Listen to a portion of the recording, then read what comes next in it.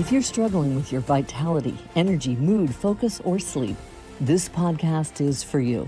Your host, Dr. Tsung, ER doctor and aerospace flight surgeon, will help you reach for the stars and remove the barriers or blockades that have been holding you back from living your best life.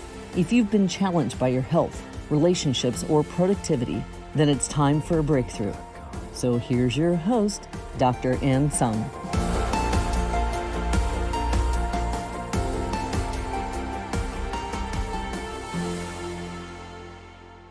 Hello, welcome to It's Not Rocket Science Show. And this is your show host, Dr. Tsung. Today, we have the honor of having Dr. Rami Wehbi here. And he is a physician entrepreneur who is amazing, who started his own media company and is also a podcast show host of Beyond Medicine. His passion truly is to create a community and to be on the edge of science and technology to explore all those topics. So welcome. Thank you for being here. Dr. Ann, thank you so much for having me on the podcast. I'm excited to be here. Yeah. And the reason why I wanted to bring you on is because you have really changed your mindset and pivoted into something, what we call like sunk cost fallacy. So a lot of times somebody in the professional world, they feel stuck in where they are, their circumstances, and they don't feel like they can branch out and do what they want to do because they put in so much investment, time, money, energy in their current education profession. And you have been able to pivot, change your mindset from that, and created media company and also a podcast show host who has done multiple episodes now. So that's why I really wanted to bring you on, because I think you have the mindset shift that this community really needs. Oh, well, thank you so much. It's honestly really flattering. So yeah, sunk cost and the sunk cost fallacy, I think we all know, is when you continue a behavior or an endeavor as a result of previously invested resources, whether that be time, whether that be money or effort. And regardless of whether or not that current cost outweighs the potential benefit. So I think in medicine, there's an enormous amount of sunk cost that plays into the career, right? Because you have to dedicate 4 years of pre-med, 4 years of medical school, $300,000 worth of debt, another 3 to 5 years of residency to become a physician. And throughout that entire process, the further along you get, the more sunk cost you have because you've invested more time, more money, more effort, more resources. And the further along you get, the more kind of trapped you actually become. And it's not a topic that's actually really been talked about in our careers in medicine. And I think it leads to a lot of burnout, a lot of feeling stuck, a lot of anxiety and depression for our community. And so it's something that I had to face really head on as a physician. So I did my medical school at Michigan State. I went on to do my family medicine residency, of which I did at UMass. And after 2 years of residency, about 2.25 years, I left residency. And so I had a big choice at that time, whether I continue or don't continue, regardless of whether, of all the time, effort, and money that I had spent up until that point. And, it's something I've thought about a lot, right? As a physician, I've spent all this time, all this money, all this effort, and I've made it to almost the end of my residency training. And I was almost there, as a lot of people have told me. And you could have just toughed it out. You could have just finished. A lot of comments that I've gotten from people. And what I think is, for me, what's really been kind of what allowed me to just do what I've done and kind of just go on my own path is that I took a look at things objectively and separated myself from what I've invested and said, okay, I've spent a lot of money, a lot of time. I'm not happy in what I'm doing. I don't want to do this in the future. I don't see my life going in this direction permanently. Do I continue despite it being something that's causing me a lot of harm, emotional, mental, physical health, just deteriorating, burned out? In residency, I just couldn't see a light at the end of the tunnel. I was in my last year and I just was like, this is pretty grim. I don't really want to do this. And I got to a point where I just really didn't feel like I wanted to finish. And it was partially because I knew as soon as I was done, I was going to go out and do this other thing that I had planned. And so once I had, put all of that into perspective and analyzed things objectively of what makes sense for my life and my life's purpose, I was able to kind of come to a realization of, it doesn't really matter if I finish or not. I kind of weighed, I didn't make a irrational decision. I weighed the risks.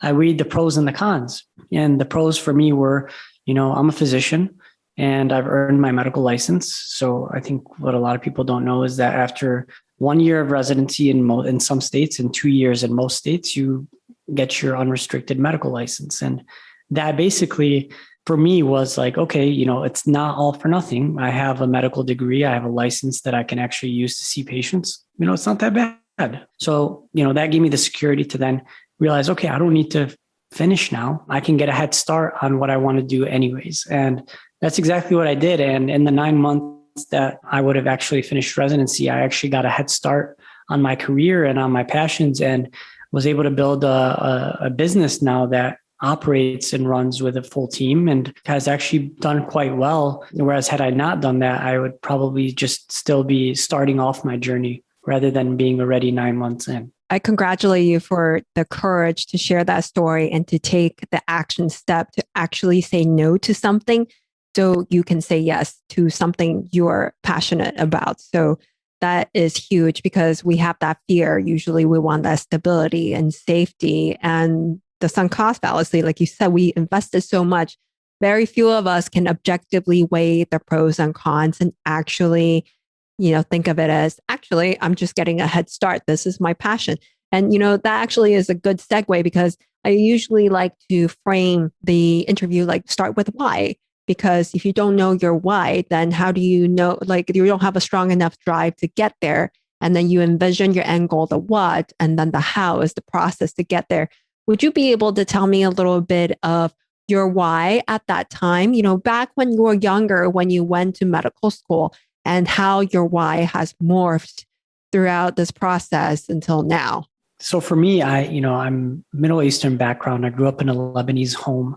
My parents were both immigrants, and I watched my family struggle a lot growing up. So my dad worked as a civil engineer, and he was, out of work for a lot of my younger life. And I watched him go from job to job, without a lot of job security.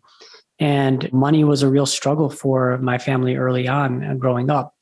And me being the oldest of four, I felt a lot of responsibility growing up to help my family and be there to kind of be the one that I'm going to fix everything. I'm going to be taking care of everybody. Nobody's got to worry. I got this. And that was my mentality. And I put a lot of pressure on myself to be the provider and be someone that's going to help my family and be someone that's going to make a difference. And in our culture, there really aren't a lot of pathways to success. It's like you really, have the choice of becoming a doctor, a lawyer, or an engineer, or some kind of professional. And that's what our community saw as being a success.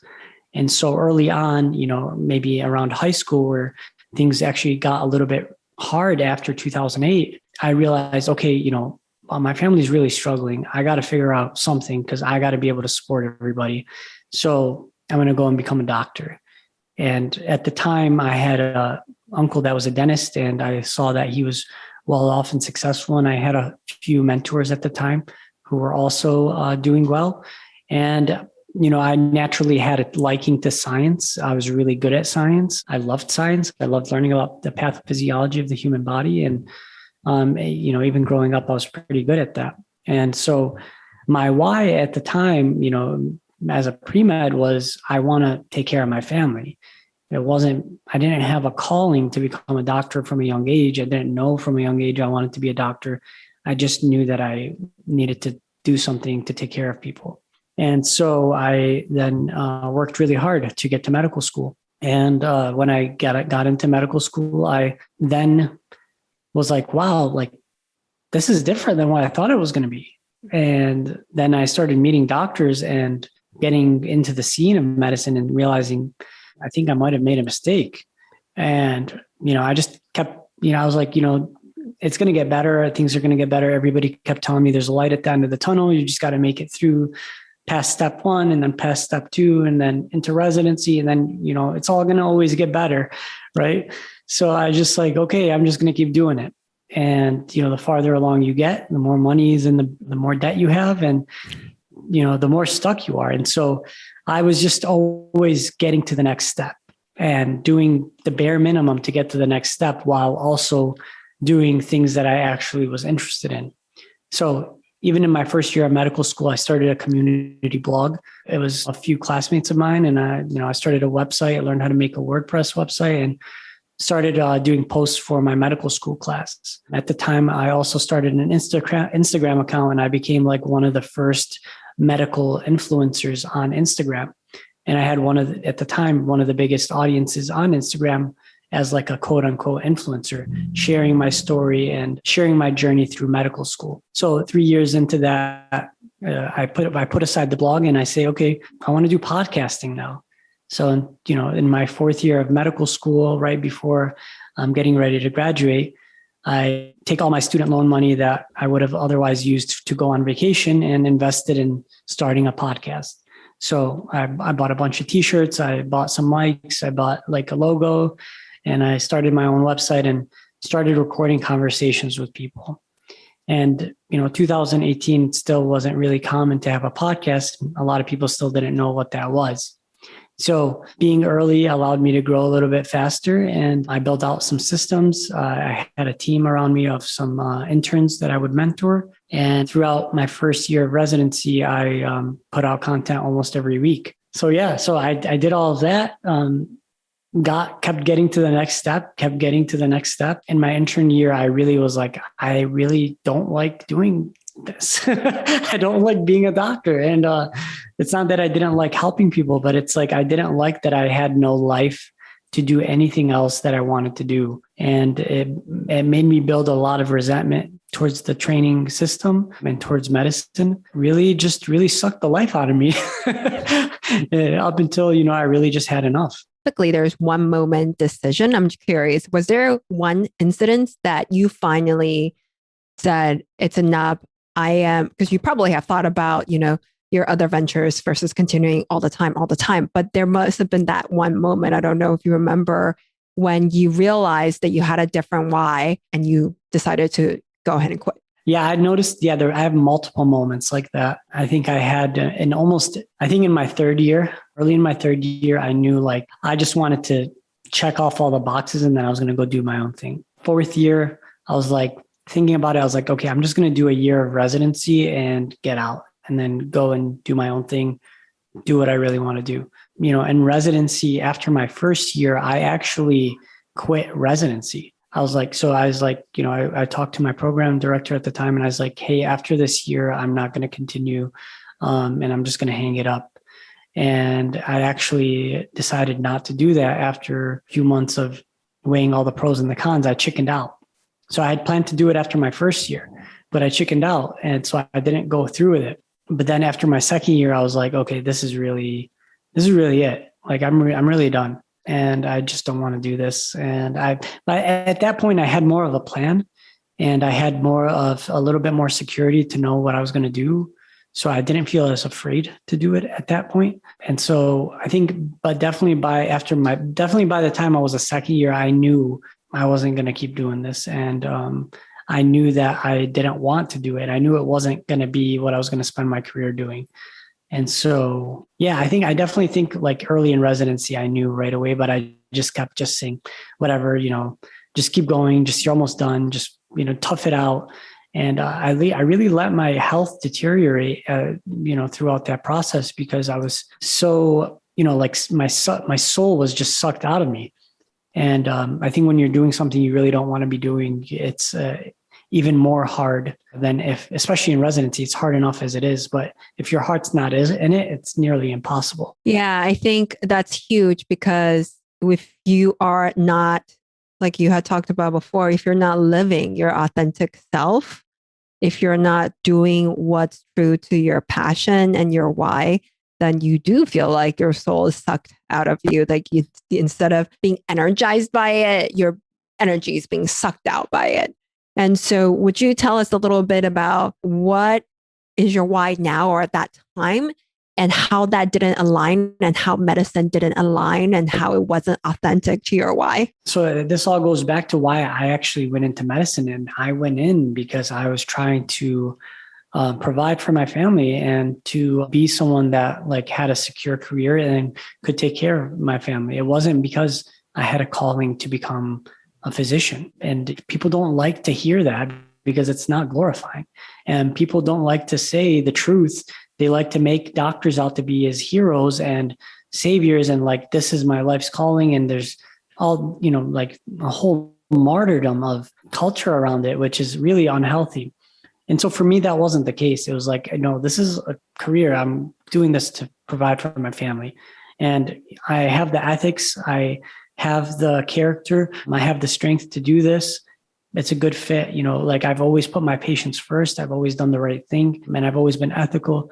And so I could do this. This is a career that, I felt comfortable with, but at the end of the day, it wasn't my life's calling. And I knew that very early on. And if that's not, and medicine is one of those things, if it's really not your calling, it's extremely difficult to make it through. And so I kind of was just slowly dying throughout the process of going through it because my heart wasn't in it. I always sort of knew I had an entrepreneurial spirit.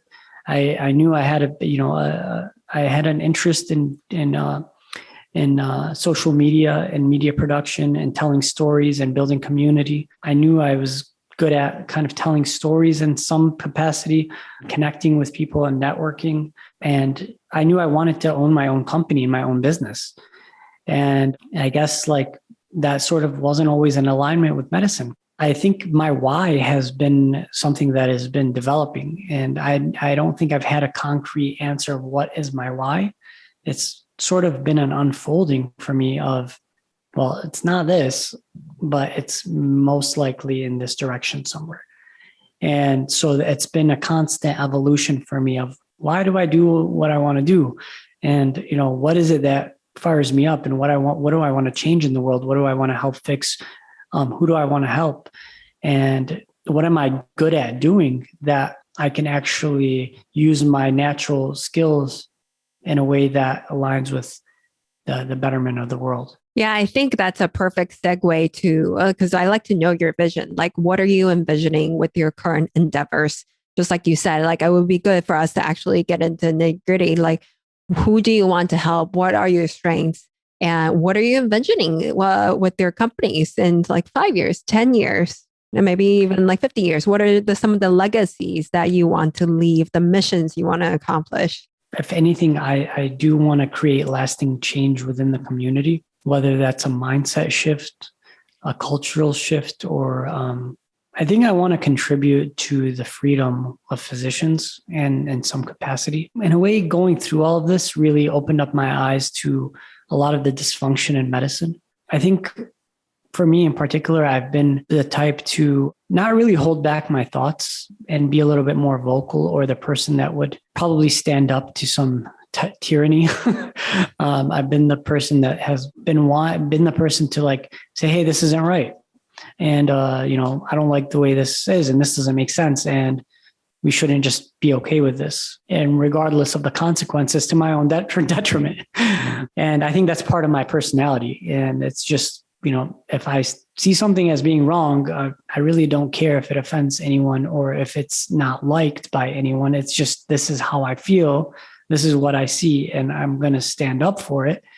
And maybe that is my superpower, or maybe that is my kryptonite. I don't know. But I think that the community would benefit from being able to really come together and have a voice. And I think media is a great way to do that. Along with that, I also found that I've, got other passions, and some of them are in alignment with medicine, just not in the way that I've thought before. So the science part, the futuristic part, the part that always is curious and wants to learn, that's well a part of who I am. And now I think I'm taking a liking to like exploring the cutting edge of science and medicine, whether that be through cutting edge technology, through biotechnology companies or biopharmaceutical companies, and bridging that gap between the science and between our community and sort of the general public as well. And when you say you want to play a part in physician freedom, could you tell me what kind of freedom are we talking about exactly? Freedom from the tyranny of the system and the kind of the system everybody seems to be stuck in. I think there are problems on the physician culture side, which the physician community needs to take responsibility for. And then there are problems in the bureaucratic side of things with hospital systems and insurance companies. I think there are, two sides of this. So the systemic problems I don't see getting better without the actual physician community problems actually being solved. So there is actually toxicity within the physician community. Physicians do actually lead to some of our own problems. That is partially because physicians don't actually, I guess maybe that's something else to get into, but really there are two problems here, internally and externally. And externally, the problems have gotten to the point where they're really just toxic and unhealthy for our community and for doctors in general. And they're leading to less doctors entering the field and more doctors leaving the field, which is going to lead to a problem in the future. And internally, the culture of our community needs to change and be more accepting of change and allow for branching out of just clinical medicine and into other areas of the world, including politics and other things of that sort. Regarding the system toxicity, and the physician needs to have a little bit more awareness regarding also community change. How are you using Beyond Medicine podcast and your media company to kind of assist in this effort? And please tell us also, I understand you're writing a book on the sunk cost fallacy as well. I guess I'll start with Beyond Medicine. So I started Beyond Medicine in 2018. It started as a podcast, and I would just interview my doctor friends or colleagues or people that I would find on social media to talk about their topics of expertise. So at the time, it was because I felt like doctors didn't have a platform and I thought I might be able to build one. And so I did that, and it evolved into actually focusing on the community problems and focusing on doctors' stories and trying to bring content through our own community to help solve our community's problems. And so I really wanted to bring value to doctors and help them learn through people like yourself, people like other leaders we've had on, and really drive the conversation and get people to feel like they have a community space that is addressing their issues and their concerns. So that was one aspect of things. And then the other aspect was kind of like the global aspect of exploring the cutting edge of science and bridging the gap between what's evolving in our technology space, in our pharmaceutical space, in our kind of like science sci-fi space, and bringing that to people in a way that's entertaining, that's fun. And that's more like the hobbyist in me, like the part that's really passionate that comes out when we get to do these kind of productions that we do now. Yeah. I mean, if you're doing something you're interested in, it's not work for you. It's just fun. It's just like, this podcast interview. I'm just having fun, having a discussion with a friend. I think it's huge that you want to be, bring the stories of physicians out, because, when we feel stuck, or really any other profession, when you feel stuck, but if you hear stories of other people in your similar profession, branching out, pivoting, doing something else, finding the time and energy and money to do all of that, it is very inspiring, and it makes it possible for you, which is huge, because first you have to believe it's possible. You have to believe that there is a community there who is also aware of the same issues and the problem in the community, and they all wish for change. And, once you bring this community together, then you can bounce ideas off of each other. And then, when you learn about new ideas from different areas, that's not medicine, like science and technology, that's when you can make new neural connections and actually have that aha moment and do things better and innovate. Yeah. I think it's always inspiring to see someone else who's done what you want to do, and it gives you hope.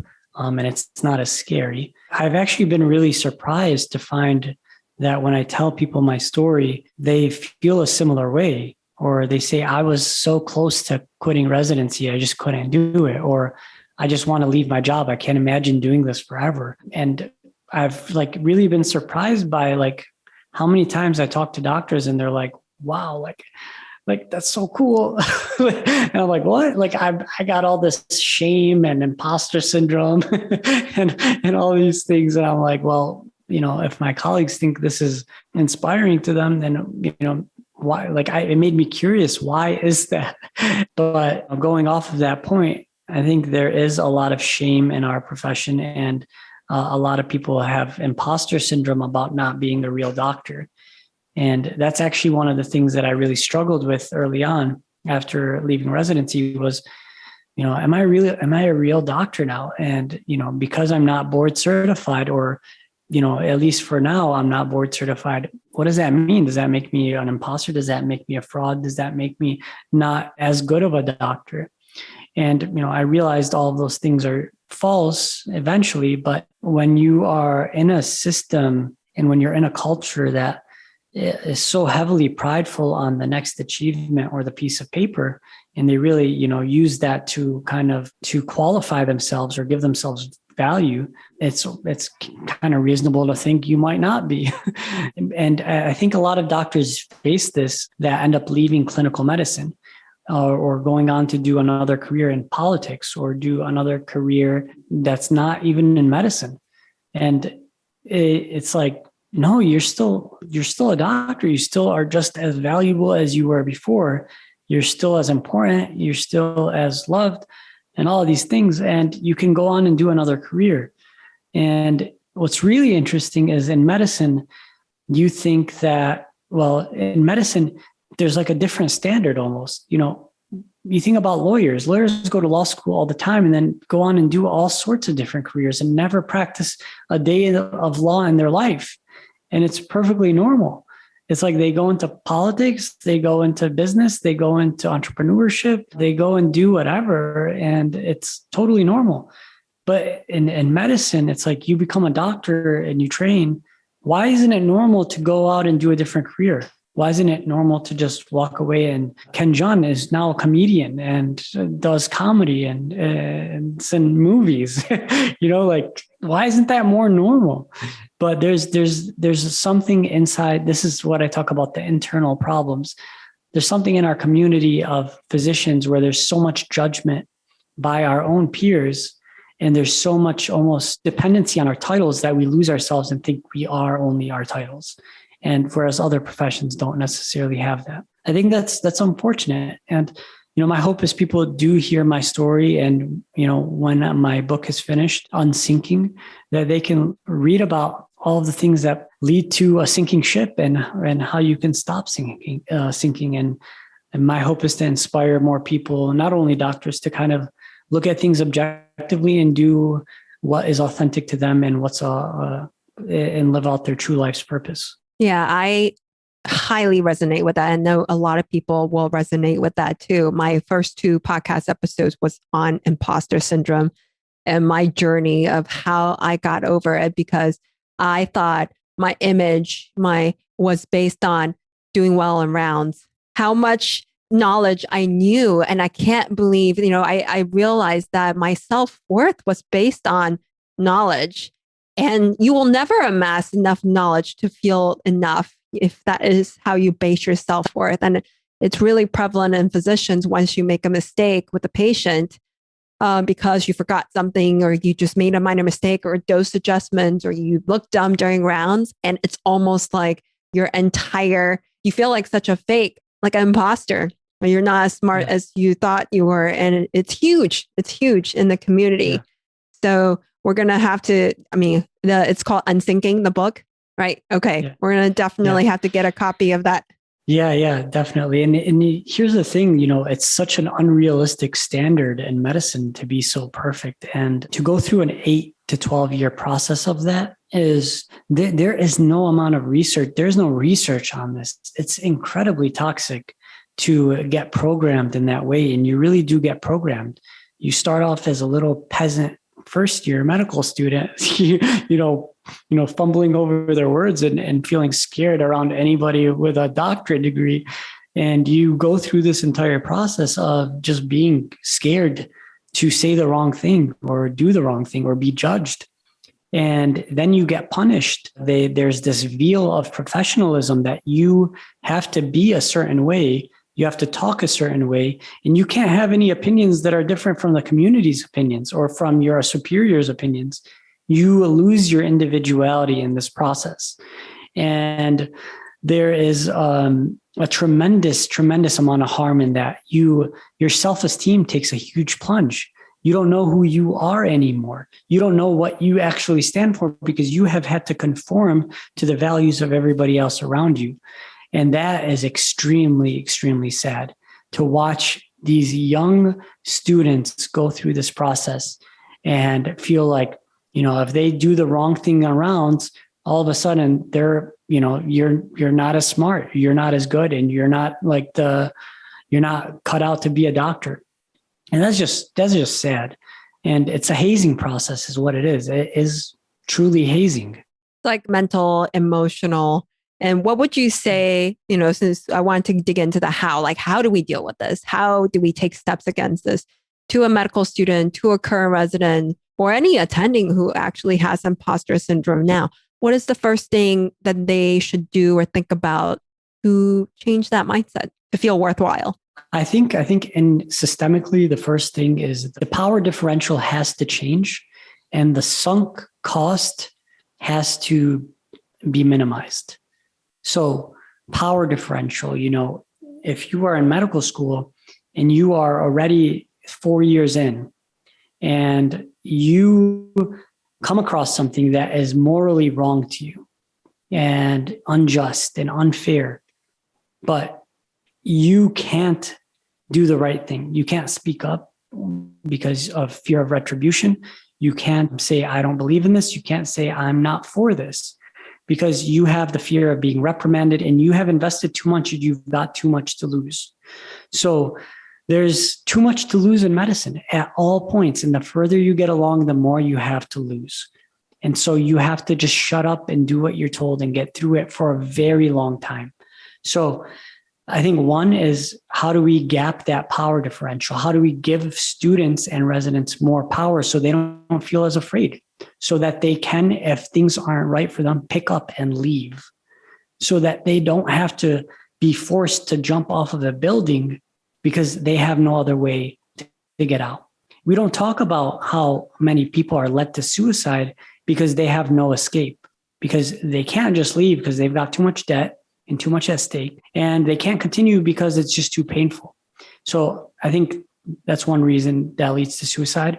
There's certainly other reasons, but if people didn't feel like there was so much to lose, that they could have a safe way of getting out without all of this harm to be done, without them ruining their lives, then I think we do a great justice there. And people would be less afraid to speak up if they didn't feel like it was the end of the world for them. If they didn't feel like, they're not going to ever have any other career choice, they're not going to be able to do anything else.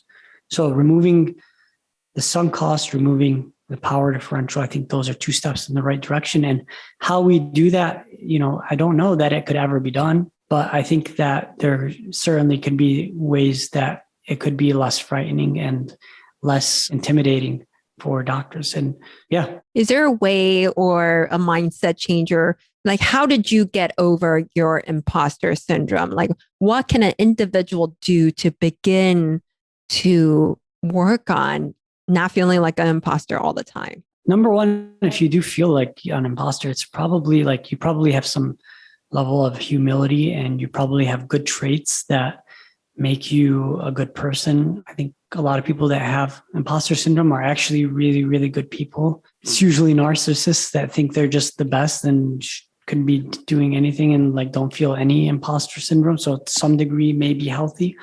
But for me, it was just realizing I'm on my own path and on my own journey. And it's just, this is my life. I'm just doing what I'm meant to be doing. And I take pride in my ability to speak my truth and do what I'm meant to be doing. And I don't invest so much of my self-worth in being a doctor anymore, whereas I used to. So, I have a new path and a new alignment and something new I'm trying to achieve now. And so I really that title doesn't bring me a lot of satisfaction or identity as much as it used to. So I think if you're suffering with imposter syndrome, I think it's just recognizing that it's okay. And I think a lot of people, more than you know, are dealing with it. And you have to kind of find other areas of your life to really get that self-esteem from. And I know doctors like that, and this is really sad and unfortunate, that like feel so much shame that they can't actually share their truth. They like won't even share that they may not have finished residency, or they just didn't get reboard certified, or they don't practice clinical medicine full time. So they just hide it, number one, if you're the most empowering thing you can do is just own your truth. If you want to get over imposter syndrome, just speak your truth and just don't be afraid of saying what it actually is for what it is, because people will end up respecting you more for being honest and open and not hiding or being ashamed of anything. And, it's kind of like counterintuitive, right? Because it's not the thing you think would get you the relief that you need, but ultimately it is. Yeah, I think it's huge. I think what we can sum it up is that first, find your current definition of your self-worth right now. And then you changed your definition of self-worth, and you changed it to, as long as I'm being fully authentic and speaking my truth and doing things that aligns with who I am, then that basically gives me my self-worth. And it's so much easier to meet that definition of self-worth than having to rely on other people's perception for your self-worth as physicians. So I think it's huge to want to be authentic to yourself, because I worked on the same thing too. And I changed my definition from, knowledge, et cetera, my self-worth, to my North Star for that is actually just be. I have it printed on my desk right here. And essentially it just shows that all I have to do is be myself, and I will be worthy of whatever life offers me.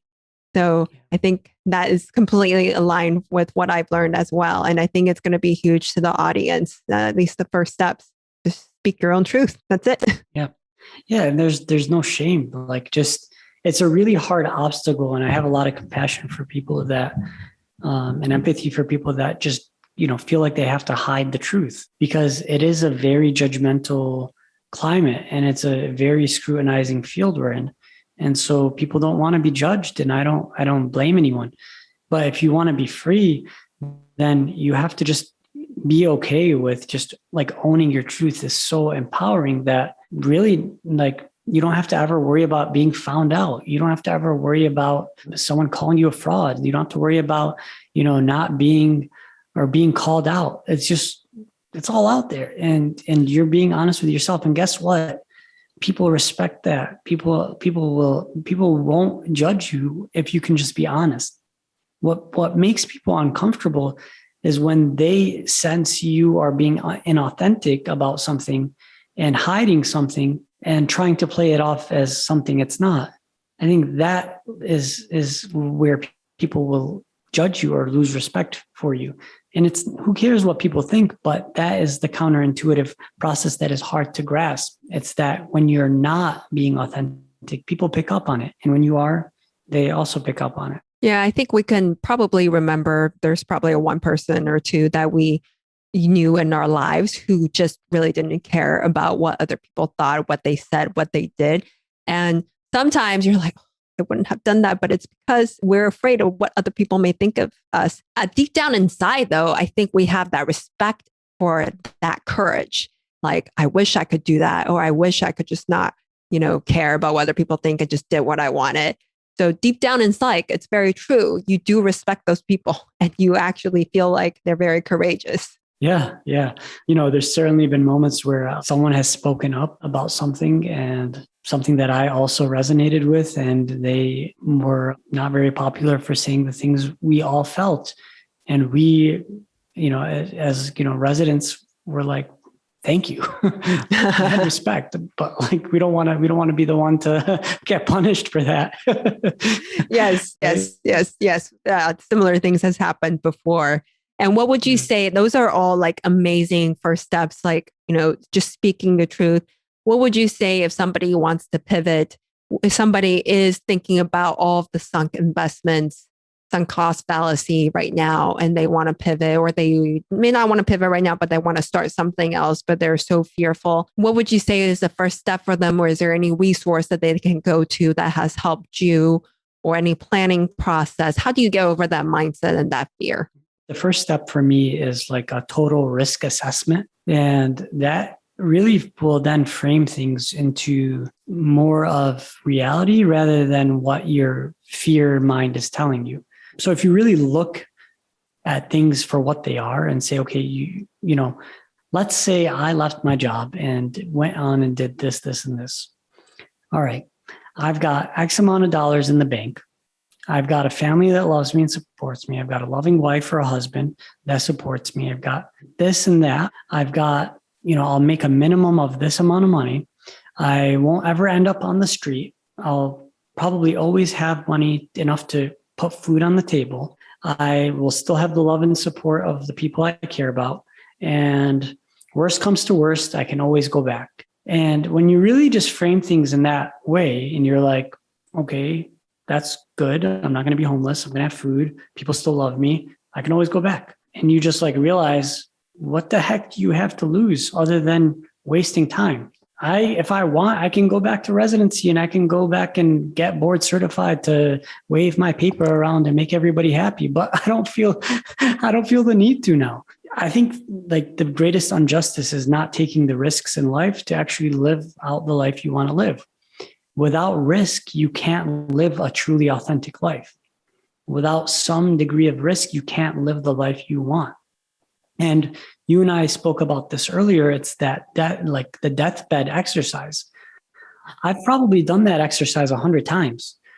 And that exercise helps me put into frame what's important for me in life and be like, okay, well, if I were to die tomorrow, what is really important? And did I live the way I wanted to live? And would I be happy with the decisions I've made? And I think a lot of people, unfortunately, will end up on their deathbed with a lot of regrets. And that's a shame. Like, I think that's a great tragedy. Yeah, I think when we contemplate our own mortality is when it speeds everything up. It puts things into perspective. I love how the first part, what you're doing, essentially fear setting. Is I learned this from Tim Ferriss. So essentially, what is the worst case scenario that could happen? And how do you mitigate that risk? And you realize it's really not the worst thing ever, because you can always go back to medicine if this other venture doesn't work out. You realize it's not as bad as your brain thought it to be. And then for those of you who are not familiar with the deathbed exercise, so you can think of it in multiple ways.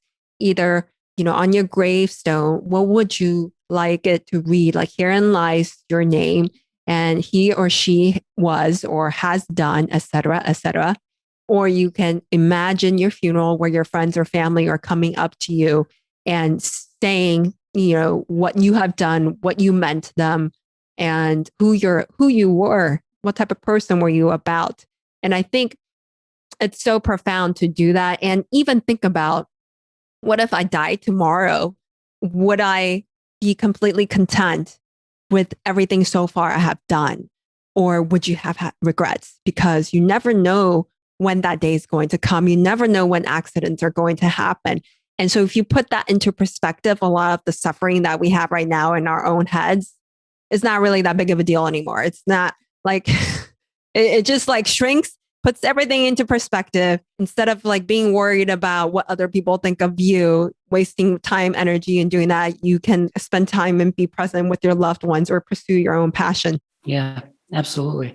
And it's really like just getting over that fear of, the human brain just creates this unrealistic idea of what it would mean to leave a career. It's like the risk of the unknown. And it's really not real. Like you have to really frame it and understand it and look at it from a different perspective to be able to kind of get out of that mindset and you really have to not care about what people think. Like it has to be like really internally grasped that you can do something and take a risk a smart risk. You don't want to do a stupid risk. You want to do a smart risk that's planned out and well thought out through. And look at like, you're not going to be homeless. You're not going to be able to not put food on the table.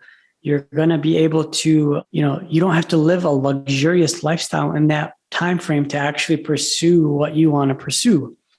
And that goes into a bunch of other things of like people putting on the golden handcuffs and not being able to escape their lives because they've created a lifestyle that's not maintainable and makes them stuck in their current job or in their current environment. Yeah. It's a kind of a limited mindset. Like I feel like I have to make this amount of money and I need to spend this amount of time to make that amount of money, and that I can't change jobs because I've been here for so long, or that I don't have the time to pursue something else. Like we think we don't have the time, but we can create time out of, if it's important to us, we will prioritize the time. We think we don't have the resources, but we can be resourceful. We can rely on our networks. If we just send a text, send an email, reach out, Google information, Facebook groups, community, like it's all there. So it's getting out of like that limited mindset into the growth mindset. And I'm wondering, do you have some resources or any books that you would recommend, podcast books, websites that you recommend physicians who feel stuck in this, who want to achieve freedom? One point I want to add to what, I'll get to your question. And so let's say you do make a decision or do something, like to lean on your community, to lean on your friends, to lean on people that support you, and be honest and really transparent about what you're going through will make people support you and help you get to where you need to be. I think people run into trouble where they hide or put on a front or say they're doing something when they're not, and then, isolate themselves from people that could potentially help them. If you are taking on risk or doing something new, then it's best to garner that support from people who can then rally around you and support you in that project. And people that care about you will do that, and they will help you and they will connect you to people.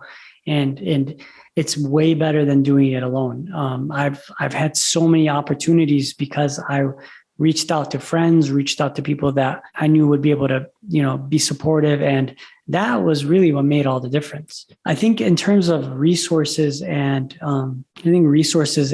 ways for people to find the help that they need. I mean, I'm trying to create one of those resources right now through the Beyond Medicine community, which is a Discord that we do, which you can find on beyondmedicinepod.com. It's just a community group. It's verified doctors in a group working almost in like a mastermind way to help each other make connections, give resources, help each other reach financial independence, help each other find the right CPA, help each other just in all ways possible. And that's really what I set out to do. And in terms of like books or things like that, right now my book is Rich Dad, Poor Dad. And I think we talked about this earlier, but it's helped me change my mindset about money, finances, how to make money work for you, where to put your money, how to think about money. And it's really made me realize more than anything how much money is a mindset, how money can either be a trap or it can be a source of freedom. And depending on the way you think about money and use money is the difference between both of those things. Yeah, I just finished rereading that book a few weeks ago, and I completely agree. You don't work for money. Like right now, we're trading time for money as physicians with each shift. We're working for money, but actually you learn the mindset of letting money work for you and how to invest. And if you just read that book, and can you imagine if you just change your mindset by 2 millimeters, and then that trajectory in like 20, 30 years is going to be huge down the line. It's going to be exponential difference. So I highly recommend that book as well. Thank you. And can you tell us a little bit about do you have any sort of habits, tools, tactics that you use, any routines that really get you going, fired up, anything at all, or any like parting words or action items you want to, leave for the audience and challenge them to do? I will share my process of unsyncing. For me, the main thing was writing down what I'm grateful for every night in a journal. So I always, have a journal. I write down what I'm grateful for. And when I'm making a life-changing decision, I do a risk assessment. I write down all of the things that I'm afraid of. and I write down the worst case scenario. And then I look at it and I say, is this the worst thing that could ever happen to me? And would I be okay? And the answer is usually yes. And then I write out, what do I want to do with my life? And I draw it all out. I draw out who I want to be in 10 years and 20 years. What do I want to be doing? What do I want my legacy to be? What do I want my kids to say about me? What do I want my family to say about me? What do I want my loved ones to say about me? What impact do I want to have on the world? And what do I want my life to look like? And you just draw it all out. And I've been doing this for years now. And sometimes I look back at what I've written maybe 2 or 3 years ago of where I want to be now. And I'm just like, sometimes just get goosebumps because I don't even remember the things that I would say back then. And I'm like, wow, everything that I was saying back then just is true now. Like it's all come to life. It's all come to fruition. And I don't know how it's gotten there, but it has. And it's really nice to be able to see that you can literally write your life into existence. Yeah, you set the intentions already for your brain to start picking out the resources you need and to take the actions that you need. And how often are you reviewing this, revising this? I'm writing almost daily, and I have a little journal that I write in every day. Sometimes it's only a little bit. Sometimes it's like 5 pages. When I need like a therapeutic kind of release, I'm journaling, writing my thoughts, writing what I'm thankful for. And it's just for me become a way for me to kind of do my own therapy, but also a way for me to write down my visions for the future and something I can always go back to and look at like, wow, things have changed. And I may not look at a book for like a year. I may not like go back and read my old stuff for months, but when in those low moments and those really difficult times is usually when I go back and read through and say, wow, I've really come a long way. I really did what I said I was going to do. And that's what you need to pick you up sometimes in the low moments. So you would journal every night, something you're grateful for. And if you have like a future goal or a vision, you basically definitely handwrite. And then with free thoughts, just keep going. And sometimes you will find that the idea just keeps rolling, and it's going to be different when you type. The handwriting portion is huge. Handwriting is very different. It is, for some reason, it's just more therapeutic. Mm-hmm. Mm-hmm. Yeah, I agree. I do like a morning and nighttime journal, like a morning setting intentions, top 3 area priorities. But I also tell myself like, who do I want to be? How do I want to feel? What's one thing I can do to bring excellence and value? Some of the future projects I'm working on that I may not achieve today, but it's in my head. And at nighttime, it's essentially like, what did I learn? How can I make tomorrow better depending on what I learned? What I'm grateful for, and a celebration list of what I've accomplished. So when you look back at the journals over the past year, you're like, well, even like a weekly review, you're like, whoa, this is awesome. Yeah, it is. It is really wonderful to be able to do that and reflect on it and go back and see how far you've come. I think people should take more risk. And I say that lightly because I think that too many people live a life that is too just cookie cutter, too safe. And eventually that leads to regrets, especially if you're younger, and you still have the ability or the capacity to take on a little bit more risk to do something. And I see, and not just risk, but calculated risk that is going to potentially lead you to a better life. And think about it in terms of an experiment, maybe. Like I never understood that, people can go and do a 2-year fellowship and pay or, take a humongous salary cut for 2 more years to get a little bit more experience and a little bit more, whatever, and invest in something. But they're not willing to do a 2-year fellowship on themselves. Like, why won't you take a 2-year fellowship on yourselves? Give yourself a pay cut, live on the minimum that you need, and go do something you actually want to do. Why won't you do that? But you'll do it for an institution or to be recognized as, fellowship trained. And honestly, that's actually one of the ways I framed kind of my process right now is I'm in my own fellowship. I've created my own fellowship for me to do what I want to do. That is really awesome. Yeah. I really like that perspective. Yeah, I have not heard that before. So it sounds like the main points, the big takeaways is number one, you want to be authentic to yourself. You want to be able to speak the truth. And if you feel like something is not right, that probably means that, if you feel like an imposter, that means that probably you're not being authentic to yourself. And if you feel like there's other endeavors you want to pursue, then you would weigh out the pros and cons, do some fear setting, take some calculated risks, or else, well, they're not really risks. They're learning experiences, right? They're fellowships of yourself, essentially. If you frame it in a positive way, they're all learning experiences. And really, journal, goal setting, seeing your end vision. I think those, for me, those are the major takeaways. Do you have anything else that you'd like to leave for the audience? No, I think you did. I think this was a wonderful conversation, and it's really even been in a way therapeutic for me to kind of express some of my feelings and thoughts. And, I guess I'll kind of just do my little shill here and say, check out the podcast. It's beyondmedicinepod.com. Check out the Discord community. If you're a doctor, we have all verified physicians on there, and we got a little mastermind going on where we help each other out and we provide each other with resources that we all need. And lastly, I'll kind of just promote my upcoming book on Unsinking, the sunk cost fallacy and the path to living authentically. It should be coming out sometime in the summer of next year. That's fantastic. And I think I'm very grateful for your time. Of course, the audience's time, with you spending this hour with us.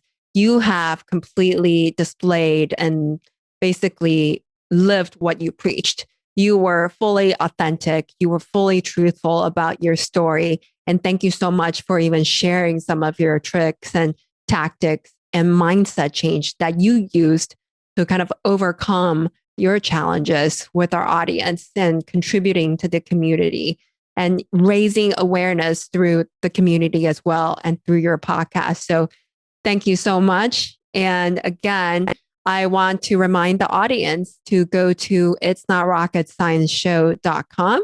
We're going to have all the show notes and all of the resources there listed for you.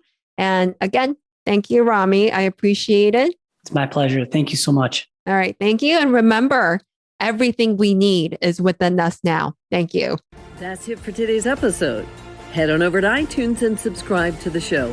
One lucky listener every single week that posts a review in iTunes will win a chance in the grand prize drawing to win a private VIP day for a health and life makeover with Dr. Tsung herself. Then be sure to head on over to itsnotrocketscienceshow.com and pick up your free gift from Dr. Tsung. Then join us on the next episode.